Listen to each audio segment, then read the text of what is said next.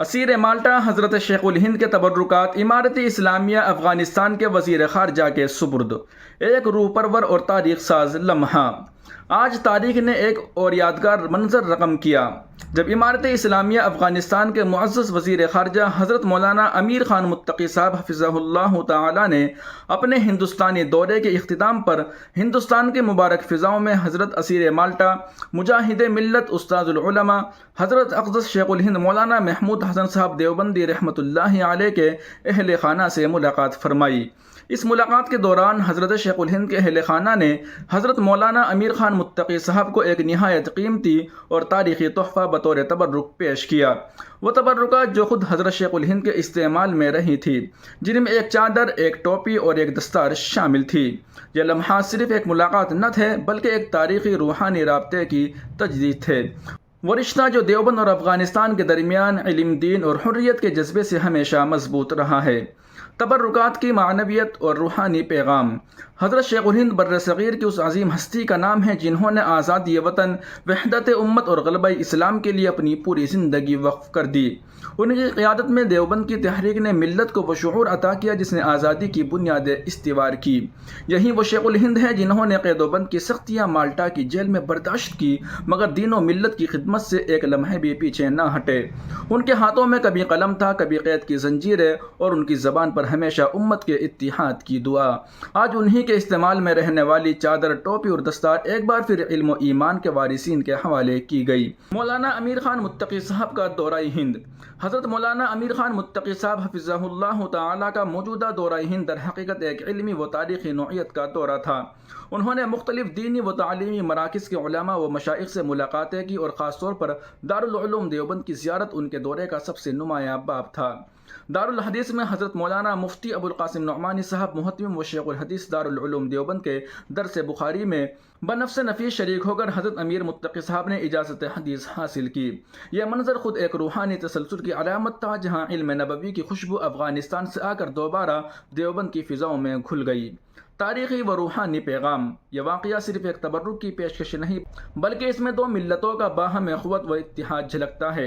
ایک طرف دیوبند کی علمی و روحانی قیادت ہے اور دوسری طرف افغانستان کی ایمانی و علمی قیادت۔ یہ لمحات دراصل اس پیغام کا ترجمان ہے کہ دین اسلام کی بنیاد صرف سرحدوں پر نہیں بلکہ ایمان، علم، محبت اور قربانی پر قائم ہے۔ یہ تبرکات آنے والے زمانوں کے لیے یادگار رہیں گے جو دیوبند و افغانستان کے دیرینہ تعلقات اور امت مسلمہ کے اتحاد کی علامت بن جائیں گے۔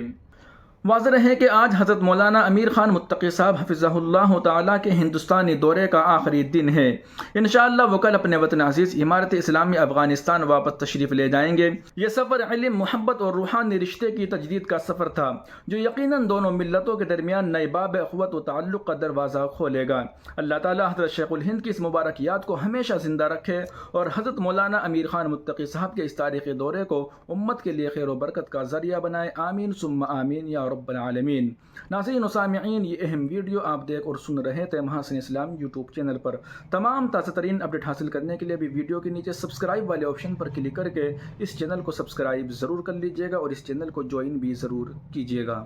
وہیں دوسری جانب اعظم خان کی جانب سے بڑی خبر آ رہی ہے۔ انہوں نے کہا کہ میں مرغی چور ہوں، مجھے سیکورٹی کیسے ملے گی، بھروسہ نہیں۔ اعظم خان نے وائس زمرے سیکورٹی لینے سے کیا انکار۔ اعظم خان نے کہا کہ میں مرغی چور اور بکرا چور ہوں، سزا کاٹ رہا ہوں، مجھے سیکورٹی کیسے ملے گی۔ سماجوادی پارٹی کے سینئر لیڈر اور سابق کابینہ وزیر اعظم خان نے وائس زمرے کی سیکورٹی سے انکار کر دیا۔ انہوں نے کہا کہ جب تک حکومت کی طرف سے تحریری حکم نہیں ملتا میں سیکورٹی قبول نہیں کروں گا۔ اعظم خان نے کہا کہ میں مرغی اور بکرا چور ہوں، مجھے 21 سال کی سزا ہے تو مجھے سیکورٹی کیسے مل رہی ہے، مجھے یقین نہیں ہے کہ وردی میں کون ہے۔ ایس پی لیڈر نے کہا جب ایک بار کے ایم ایل اے کو مرکزی حکومت سے زیڈ زمرے کی سیکورٹی مل سکتی ہے تو صرف مجھے ہی کیوں وائی زمرے کی سیکورٹی دی گئی ہے؟ مجھے بھی میرے مخالفین کی طرح سیکورٹی فراہم کی جائے۔ میرے مخالفین کے پاس مرکزی حکومت کے کمانڈوز ہیں۔ اعظم خان نے کہا میں نے آج اس کانسٹیبل کو یہ بھی بتایا کہ میں اس وقت تک سیکورٹی قبول کرنے کے لیے تیار نہیں ہوں جب تک کہ مجھے اس بات کی تصدیق کرنے والا تحریری جواب نہیں ملتا کہ مجھے فراہم کی گئی ہے۔ حالات نے مجھے بہت کچھ سکھایا ہے۔ حکومت نے سرکاری زمین سے تجاوزات ہٹا دی، حکومت نے زمین بنائی، حکومت نے مکمل مکان الاٹ کیا اور مجھے 21 سال قید کی سزا سنائی گئی۔ میں سیکورٹی پر کیسے بھروسہ کر سکتا ہوں؟ انہوں نے کہا مجھ پر 3.6 ملین روپے کا جرمانہ کیا گیا تھا۔ جب تک میرے پاس تحریر میں نہ ہو مجھے سیکورٹی کیسے مل سکتی ہے؟ مجھے سیکورٹی کس نے دی؟ میں اس پر کیسے بھروسہ کروں؟ خاکی وردی میں ملبوس یہ مسلح افراد اتر پردیش حکومت کے ہیں۔ انہوں نے طنزیہ انداز میں کہا، میڈیا رپورٹس کہتی ہے کہ میں سزا یافتہ مجرم ہوں جسے سیکورٹی نہیں مل سکتی، تو اب میں کیسے حاصل کروں؟ اگر میرے پاس کوئی سرکاری معلومات نہیں ہے تو میں ان پر کیسے اعتماد کروں؟ اعظم خان نے کہا کہ میرے مالی حالات اتنے اچھے نہیں ہیں۔ میں نے ایک پیغام بھیجا ہے جس میں کہا گیا ہے کہ اگر آپ سیکورٹی فراہم کر رہے ہیں تو میرے پاس انہیں رکھنے کے لیے گاڑی نہیں ہے۔ وائی زمرے کے ممبران کو سب کچھ فراہم کرتے ہیں، مجھے ایسا کچھ نہیں ملا، یہاں تک کہ ایک مدت کے ایم ایل اے کے پاس بھی 2 بندوق بردار ہوتے ہیں۔ ہر کوئی کہے گا مرحوم ایک شاندار آدمی تھے۔ اعظم خان نے کہا، پہلی بار کے ایم ایل اے کے پاس Z+ سیکورٹی سے لے کر سینٹرل فورس کے کمانڈوز تک ہوتے ہیں۔ اگر آپ سیکورٹی فراہم کرنا چاہتے ہیں تو کم از کم میرے مخالفین کی طرح کی سیکورٹی فراہم کریں۔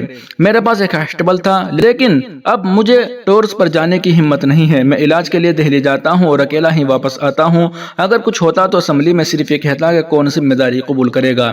مرحوم ایک شاندار آدمی تھے۔ وہیں دوسری جانب سوشل میڈیا پر حساس معلومات کا تبادلہ کرنے کے الزام میں آندھرا کا نوجوان گرفتار۔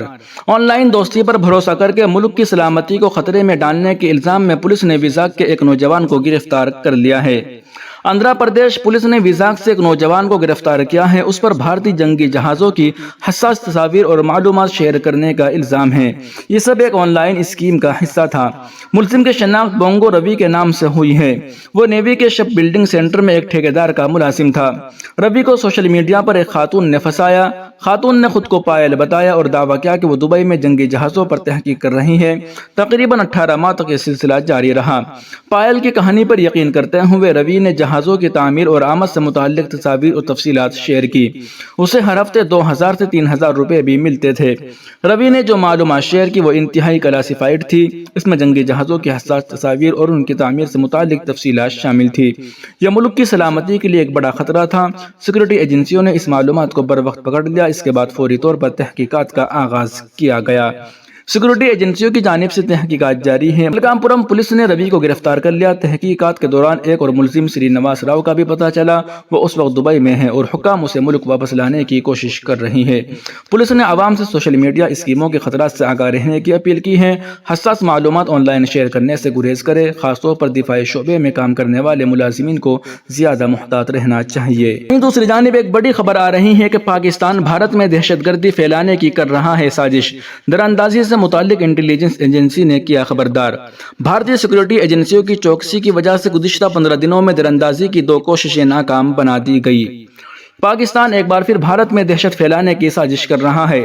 سیکورٹی ایجنسیوں کے مطابق پاکستان میں مقیم کئی دہشت گرد تنظیموں کے جہادی اور بارڈر ایکشن ٹیم BAT کے ارکان بدامنی کو ہوا دینے کے ارادے سے جموں و کشمیر میں دراندازی کی کوشش کر رہے ہیں۔ وہ خاص طور پر پونچھ اور راجوری سیکٹر میں لائن آف کنٹرول LOC کے ساتھ والے علاقوں کو نشانہ بنا رہے ہیں۔ سیکورٹی ایجنسیوں کے ذرائع کے مطابق سرحد پار سے دراندازی کی کسی بھی ممکنہ کوشش کو ناکام بنانے کے لیے سرحدی علاقوں میں ہائی الرٹ جاری کر دیا گیا ہے۔ ایک سینئر افسر نے ETV بھارت کو بتایا، پاکستان فوج کمانڈوز اور مختلف دہشت گرد تنظیموں کے ارکان پر مشتمل BAT ٹیمیں لائن آف کنٹرول کے پار پونچھ سیکٹر میں دراندازی کی کوشش کر رہی ہیں۔ گزشتہ 15 دنوں میں ہندوستان نے سیکورٹی ایجنسیوں کی چوکسی کی وجہ سے ایسی 2 کوششوں کو ناکام بنا دیا گیا۔ انٹیلیجنس رپورٹس کا حوالہ دیتے ہوئے اہلکار نے کہا کہ 2 خودکش بمبار گروپ پونچھ اور راجوری میں بھی دراندازی کا منصوبہ بنا رہے ہیں۔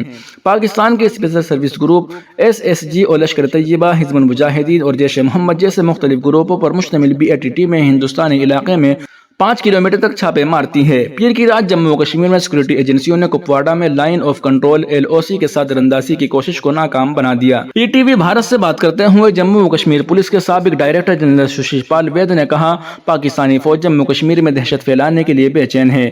وید نے کہا، اگر آپ پاکستان کی موجودہ صورتحال پر نظر ڈالیں تو ملک کو ہر جگہ سنگین بحران کا سامنا ہے۔ ایسی صورتحال میں پاکستانی فوج کو یقین ہے کہ اگر وہ جموں و کشمیر میں کچھ کر سکتی ہے تو پاکستان میں حالات معمول پر آ جائیں گے۔